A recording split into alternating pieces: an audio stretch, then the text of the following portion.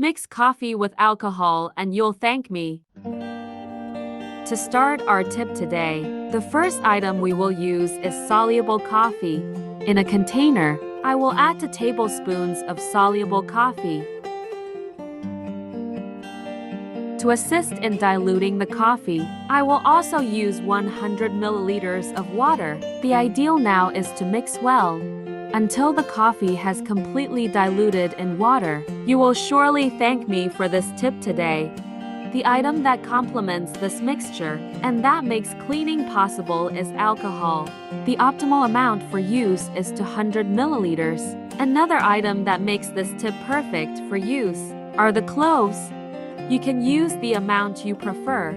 Cloves, besides bringing a great aroma in all places that use this mixture, also acts perfectly, avoiding the presence of flies and mosquitoes. Now we must mix well again, and so our mixture will be ready for use. In the meantime, tell me if you've ever made a mixture using coffee for cleaning. I'm sure you'll be surprised by the effectiveness of this mixture. To facilitate the application, I will put all the mixture in a spray bottle, as well as controlling the amount of use and avoiding abuse using a funnel.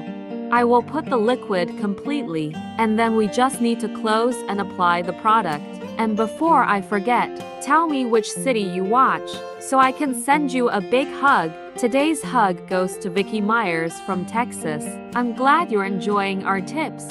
The ideal is it's used for at least twice a week, in every room that feels that it is not so clean, or even suffering from insects.